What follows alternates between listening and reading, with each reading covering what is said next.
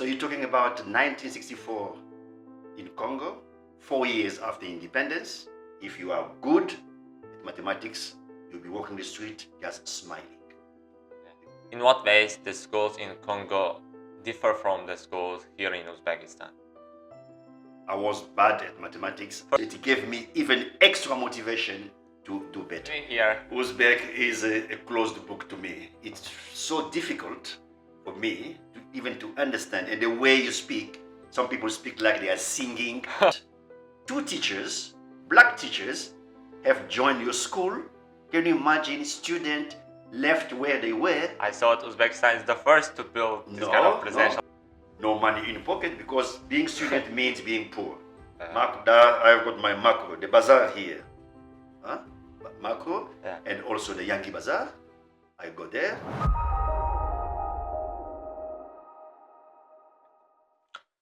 Hey folks, hey everybody. Welcome to the first episode of our AM Talks podcast. Today, in our first episode, we are hosting an amazing guest whose name is Mr. Michael. He's originally from Congo and now he's working as an international math teacher. Mr. Michael, welcome to our podcast. We are really glad to see you here. Thank you very much for having me here. Yeah. Can you please introduce yourself a little bit to our audience before moving to main questions? Yes, I am Michael Malutshi. I am originally, as you said, from Congo, where I studied my primary school, secondary school, and university. At university, I studied mathematics only for 6 years. I worked at that university for 2 years. When I finished, that was 1988 until 1990. Then I moved to England to do my master's degree. And when I finished my master's degree in England, I was kept there just to become a math teacher. And that's what I've been doing ever since. Okay, all right. Let's first talk about your early childhood, how you grew up, how was life at that time in Congo? Yeah, you're talking about 1964 in Congo, just 4 years. When were you born? Yes, 1964. 1964. Yeah. So you're talking about 1964 in Congo, 4 years after independence. Life was just good. I remember I had a very good childhood. I went to a good primary school, and my father sent me to one of the best secondary schools in the capital, Kinshasa, where I studied until 1981. I was 17 at the time. And life was normal. We had parents. My dad was the main man with a good job. So I enjoyed my childhood. We didn't have any financial problems at all. But life started deteriorating when I went to university. Life in general in the country became a little bit difficult. But we coped until I finished my university studies. All right. You talked about your schools. In what ways the schools in Congo differ from the schools here in Uzbekistan? Okay, if I compare Uzbekistan and my Congo at the time of when I was there, I can tell you that we had a very good education. I remember the mathematics I had as lessons back then. If I compare that to what I'm teaching here now, I don't see much difference. The only difference is just technology is different. By the basics, the concept, especially in your geometry you do here, all the stuff. I've been lucky to survive in this part of the world. It's because of the way I was trained myself back in the time. All right. How did the interest in math come out actually, or someone encouraged you to take math? No, I was bad. I was bad at mathematics until my, okay, if I compare here, so until grade 10, because we do grade 10, 11, and 12, 6 years of secondary school.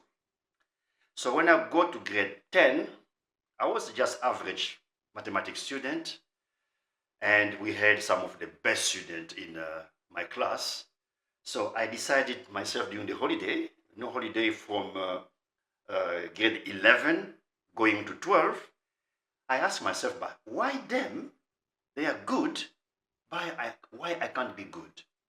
So I spent that holiday just revising my mathematics, attending some lessons with people who already graduated, and that gave me the motivation. And I found that it was not that hard. It was just about liking the subject and being motivated. And that was the starting point until I became a mathematician. That's cool. Like you were the Julius of your peers. Yeah, especially in my final year of secondary school, everybody woke up, but this guy was almost nothing last year. How come he became just good like this? And that was, and I remember being the first of my class for the first semester, so it gave me even extra motivation to do better. That's cool. Um, just a question, like if you could go back and choose another major, what would it be? Physics. Physics? Yes. Why? I was good at physics. Oh, yeah. Yeah. But I was lazy. What did you do after graduating university? Yeah, after university, okay, as I said, after secondary school, I went to university. That's the best university in my country, Yeah. University of Kinshasa. So I spent 6 years there just studying mathematics, all aspect of mathematics. Really? Isn't it 4 years? No. We do no because we had a Belgian system when you start with preparatory course for 1 year, then you have 5 solid years of mathematics. So that makes 6 years. Oh, yeah. So we did everything in mathematics. Applied maths, pure math, algebra, geometry, statistics, everything. Then I finished in 1988. And you did masters in London. Yes. Right. So because I did finish with very good scores, I was kept at my university as teaching assistant for 2 years. Then after 2 years, I went to England where I did my master's degree again in mathematics. Oh. Okay. By the way, how many languages can you speak? French, English, and 2 local languages in my country, which are Lingala and Chiluba. What about So Russian? No, I can't say I speak Russian. Okay, let's say you know. I understand. I know a few things, yes, but I feel capable of having a discussion in Russian, but low level. Oh, okay. What about Uzbek? Like you are living here. Uzbek is a closed book to me. It's so difficult for me even to understand. And the way you speak, some people speak like they are singing. So for me, it just goes like this. So I can't say I know anything in Uzbek. Maybe you know some words in Uzbek. Yes, Ahmad. Thank you. Okay, let's talk about your teacher experience. Mhm. Like, are you satisfied with being a math teacher really, or you are doing it just because you studied? Let me start from the very beginning. How I got this motivation to become a teacher. Yes. When I finished my secondary school, I told you I became very good in my final year of secondary school. So during the holiday, people in my neighborhood learn, oh, that guy is very good at mathematics.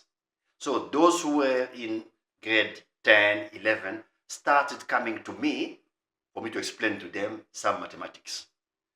Now, because what I did, they were very happy. That made me even more motivated to do just mathematics. So when I went to university, I applied only to do mathematics. So every holidays, friend, people who are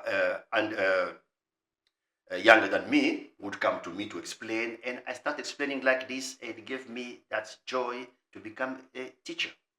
But in Congo, I was not teaching a secondary school after university. I taught at university as a what we call assistant professor. Oh, yeah.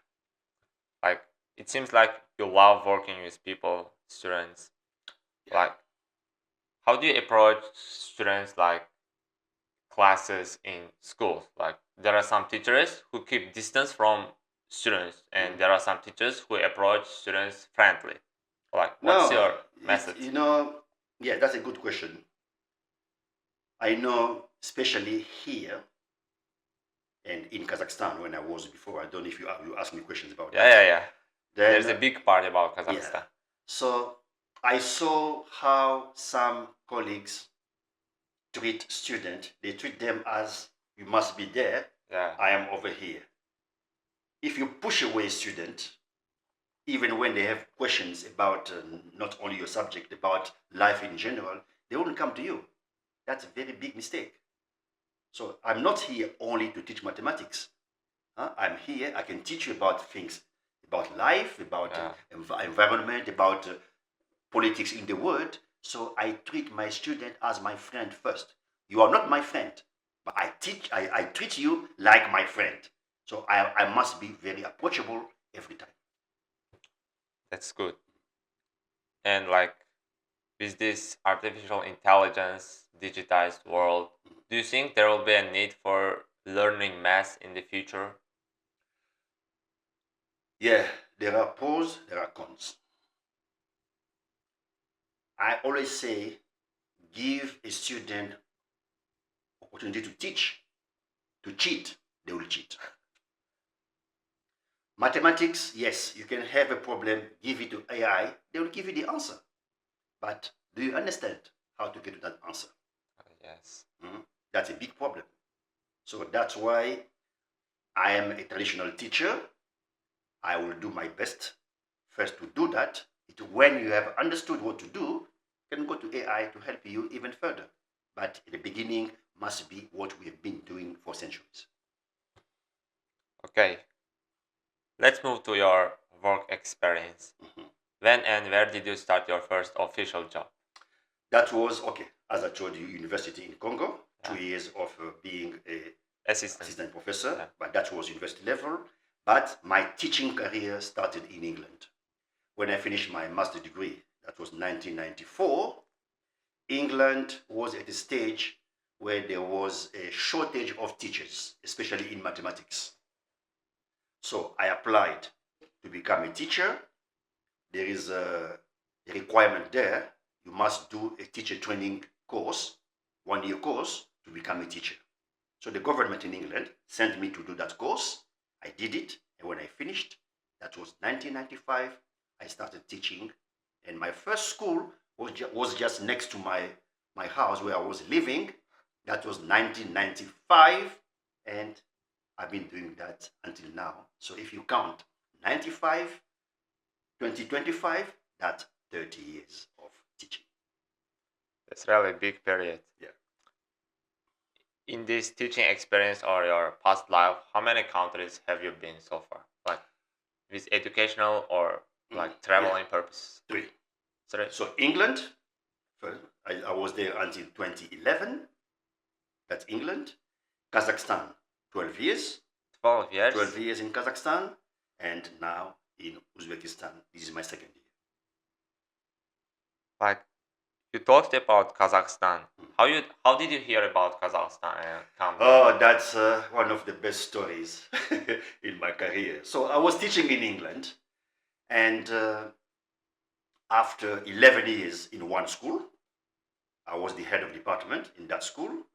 So it became kind of monotony, doing the same thing every time. So I got bored. I said, okay, let me. And I was teaching at a level where students were not very good. You know, our English student, they don't like mathematics very much. Oh, really? Yes. You can't push them, take them to a higher level. So for me, it was a disappointment coming from university, being very good at maths. So I thought, okay, I'm wasting my time here. So at the time, I was thinking about going abroad, especially to teach. In Kazakhstan, with the former president, Nursultan Nazarbayev, he decided to build presidential schools in every single province of Kazakhstan. Presidential school, you mean? Yes. There are 16 provinces in Kazakhstan. So it started with 6 schools, 2 in Astana and 4 in different provinces. But he wanted those schools to be international schools.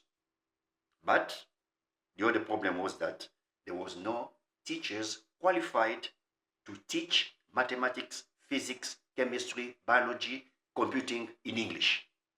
Oh. So through the Kazakhstan embassy in England, they sent a message that we need foreign teachers to come to work in Kazakhstan. They set up the conditions. The conditions were very good. But as you know, with those kind of jobs, I've never heard of Kazakhstan before. This was my first time. I applied. I went for interviews. Yes, I was retained, but I was still a bit scared to go there. Especially I was going alone without my family. And finally, I decided to go with my friend. We chose the same school. That was Simi. Simi is eastern part of Kazakhstan. So I got there in August 2011. They've never seen black people in that part of the country. So it was just like when you go to the street, Everyone looking at you. And imagine, it was still holiday. I remember 9th of August was holiday. The students who were at that school, they heard that 2 teachers, black teachers, have joined your school. Can you imagine, students left where they were, they came to school just to see us. So it was just an amazing situation. I liked it, and as soon as they showed me the program, I said to myself, this is what I want to do. Oh. The level was so high, Rigorous. the same as my level back home in Congo. That was the level. I said, okay, that's what I'm going to do. And they gave me 1-year contract first because they don't know who you are. They gave me 1-year contract before just to check that you are able to do the job. So I impressed them in my first year. And I thought I would stay there maybe for 2-3 years. I stayed for 12. 5 in the first city and 7 in another city. Like, its name is Presidential School, right? In Yes, Kazakhstan. the same as here. Same? Yeah, presidential school. What about the structure, system? Exactly the same. I don't know if I told you this during our lessons. 2019, we had a big conference in Astana, the capital, and I saw delegates from Uzbekistan. They came to that conference because at that time, Uzbekistan was also thinking of opening president schools. That's how it started. And I remember being interviewed by one guy from the Ministry of Education of Uzbekistan. He was asking me questions about the environment and so on. So what you see here in Uzbekistan is the copy of what was in Kazakhstan, what is in Kazakhstan, but at a smaller,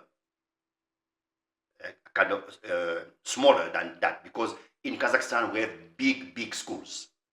My school had 800 students. Oh, that's one school. Boarding school, not everybody.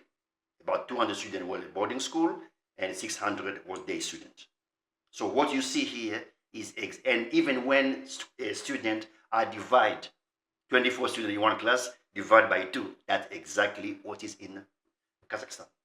Oh. So it's a copy of what was there transferred over here. I thought Uzbekistan is the first to build this kind of presidential school in Asia starts from Kazakhstan. And it was so good for Kazakhstan. So Uzbekistan copied it. And I'm hearing that there's another country that's starting that also maybe in 2-3 years' time. Oh. Yeah. And then you moved to Uzbekistan. Like, why you decided to move here? Okay. First, I told you I was interviewed by one delegate from Uzbekistan. So I don't know how he found me, but I was so popular over there because it's not just by accident he came to me. So it must have been told by someone that Mr. Michael, because I am the first generation of teachers who started this kind of job in Kazakhstan. And I was the last one to leave in mathematics. Nobody spent 12 years like me in mathematics. So when again, the same thing, I got bored. Because we are now doing the same thing and so on. Say, okay, Uzbekistan is doing the same thing. Maybe they need someone there just to kickstart something over there. So I got in touch with a lady, Gulnaz. She came here last year. She works for the agency. Yeah. So as soon as she saw my name, she said, Mr. Michael, this is the application, apply, and the rest will be very easy. But I told her not to put me in Tashkent because I don't like big cities. And when I did my interview, she sent me the invitation letter, and she chose Andijan. I didn't choose Andijan. She chose Andijan, a city I never knew before. That's why you find myself here. Like, which level of maths have you been teaching so far? Okay. Kazakhstan, okay, at university, that was university level. Yeah. Now, Kazakhstan, what they did for A level, they took everything from Cambridge, okay, and they added their own mathematics. When I say their own mathematics, that high-level geometry in 2 dimensions, that's big over there. Algebra, above complex numbers, you will see next year, there are other things on top of that. You've got matrices, you've got these integrals of high level, so they put all that in the program. That's why they've got grade 12 in Kazakhstan. Here it stops at grade 11. In Kazakhstan, there is one more year, grade 12. That's why they call it Cambridge, the Kazakhstan Cambridge education. Oh, they combined Kazakhstan and Cambridge. Oh, yeah. So everything you see here is done by year 11 in Kazakhstan. So you have one more year to do the Kazakhstan program, but in English as well. That's good. Like, people graduating from that schools will be more ready for university. When they go to university, I've got them all over the world. They told me, but Mr. Michael, the first year we just see you teaching us. I said, that's good. Yeah. That's good. How many years are you planning to work from now? I think people watching here interested in your age. Mm-hmm. Now, when every time I start grade 10, it was the same in Kazakhstan. If I see them being very, very good, that pushes me to go with them to grade 11. Oh. And I was always saying, okay, I will leave next year. And it kept going. But this time I said no, because I'm not growing young. I'm growing older. So this contract I've got now is for 2 years, which finishes next year. Yes. I will see. They are telling me that the grade 10 that's coming next year are some of the best in our school. So I can give them the chance until 2028 maximum. Oh, yeah. What are your plans? Yeah, every time I tell you that I am over 60, you don't believe me. So you look very young. I have to retire at some point. Yes. I have to retire at some point, yes, because you don't just keep going, especially being abroad. The family suffers, but they're used to it. All right. Let's talk about your migration from Congo to London, as you told before. Yeah. What is the main reason for this? The main reason was doing my master's degree. Yes. Because after master, I was thinking about also doing the PhD. During my time in Congo, there was no PhD mathematics in the country. So being good at mathematics, my first ambition was to do my PhD abroad. But as you know, with life, when I did my master's degree, I was still a student, no money in pocket, because being student means being poor. I had already my first daughter, so I had to work. And because when the work showed itself, it was a teaching job, how can you say no to that? Like, wasn't it difficult to adapt to new culture, new people, especially weather? Yeah, it's always difficult when you go to a different country. But remember, when you are educated, it makes things easier. You can manage. Yes. You moved to London with your family, right? First alone. Early. After 2 years, my wife joined me, and after 4 years, my daughter joined me there. What about your relatives? How often do you visit your home country? Oh, I've got my only brother. I brought him to London. He's there with his family. And from time to time, I go to Congo to visit all the relatives because most of them are big women. I've got so many nephews and nieces, so they are in Congo. Yeah. Like, you're living here for a year here in Uzbekistan, right? Yes, I've been here for a year. Yeah. Like, how do you do your shoppings? How do you find meals? What do you usually eat for your lunch, dinners? I eat the same way I've been eating since my childhood. Same thing? Same way, because the beef you've got here is the same beef in Africa. The lamb you've got here is the same lamb in Africa. Onions, tomatoes, all those things I need to cook, the same. So when you see Mr. Michael coming to lessons, so it means I've been eating the same way I've eaten all my life. So there is no difference at all. Have you been in other cities of Uzbekistan other than Andijan? So far, I know Fergana, I've been there. I know Namangan, Tashkent, that's obvious. Yeah. And I'm planning at the end of next school year, on the way to London, I will visit Samarkand for a week, then go to London. Do you have any plans to visit another country in the future? To teach? No, just for fun, traveling. Oh, I've been to many countries. Really? I've been to many, more than 20. Oh, when I asked it, you told me only for teaching purposes, right? Yes. Oh. I've been to many countries. You won't believe that. Can you name my teaching career spans only for two countries. I mean, 4 countries. Yeah. Congo, England, Kazakhstan, and Uzbekistan.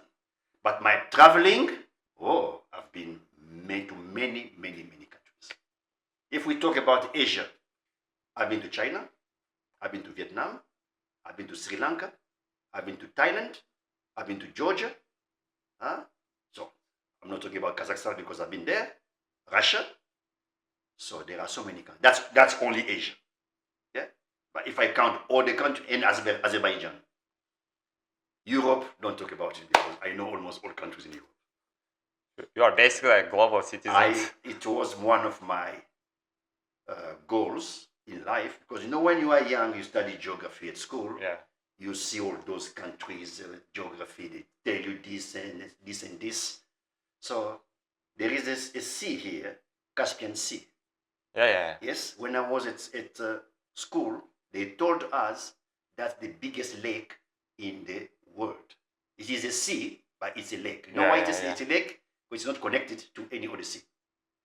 Yes. Caspian Sea is not connected because all seas are connected. That's the only sea that's not connected to another sea. So I said to myself, one day in my life, I must see that sea. And I saw it, yes. Actually, when I was living in my second city in Kazakhstan, from my window, I could see the sea every morning. That's cool. Let's move away from the work, those education topics, and talk about your personal life. Yeah. How do you spend your free time? Like, do you have any hobbies or do you watch any sports? Okay. First, I should tell you, I was myself a footballer. Before? A good one, when I was young. I was a very good footballer. Even at the university, I played at university.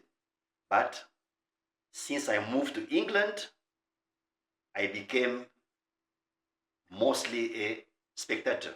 I like watching football. I am Arsenal fan. Arsenal fan. Oh. So I've been watching Arsenal since 1990 because when I moved to England, I was living next to the stadium. Stadium of Arsenal? Yes. The stadium, not the new one, Emirates. Oh, yeah. Before they had Highbury, a small stadium. So I was living not far from that. That's how I became Arsenal fan, and I've been following Arsenal ever since. I like watching football, World Cup, Champions League, but every time I am on this side of the world, I can't watch Champions League because it's on Wednesdays or Tuesdays, and given the time here, uh, so the games are around 1 o'clock in the morning. That time I'm asleep. I can't watch it. Oh, how many hours of sleep do you get? Me? Yes, At least 7. at least 7. Yeah. But Because like with age, you start waking up suddenly 3 o'clock, 4 o'clock. yeah, Uh, like you look energetic and fresh than us. Yeah. Like no, most of the I time. know. That's why I always tell you, if you have a good sleep, you have a very good day the following day. Yeah. How often like do you go outside here? Do you like No, I do visit go. some places here in Andijan? We go out with Mr. Max, Mr. Barry. Every Friday, we go out just to chill out, do this and that. And I go shopping. Every Saturday, I have to go out because I have to cook for myself. Yeah. So I cook mainly on Saturdays, Sundays for the whole week. Oh really? Yes. I cook for the whole week. So I don't want to cook every day. So I just cook for the whole week, put them in the fridge. Every time I need something, just take it, warm it, and eat. What places specifically do you usually go? I've got my macro, the bazaar here. Macro, Yeah. and also the Yankee Bazaar. I go there, and I like walking to, when you're going to the station, there is a road there called Linsky. Yes, Yes, landscape. I like walking there. My Tyler is also there, so that's the area I like. There are so many English schools there. Do you also go like Navruz Mall, Uzbekistan? Now's, yeah, Mr. Barry likes it very much, but I like mine here. Macro here, it has everything I need, so it's enough for me. Yes. There are some questions we ask every single guest, like what are your top 3 books that you like the most? Oh, I am not in books that I'm mostly interested in books about my country, because Oh, my country is in very bad state. So every time there is a book about my country, yes, that's the one I read. They are all in, because we are French people. They are in French, but I like reading also novels. I like novels a lot. And my best novelist is Gérard de Villiers. Maybe you don't know. He's dead Yeah. already, but he wrote about 200 novels. So I like, because it's a police novel, so I like reading them.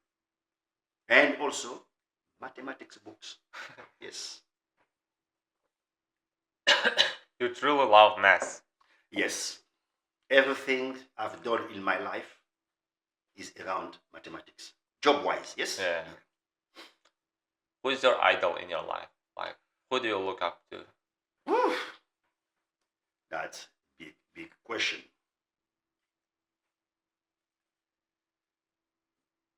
When I was young, playing football,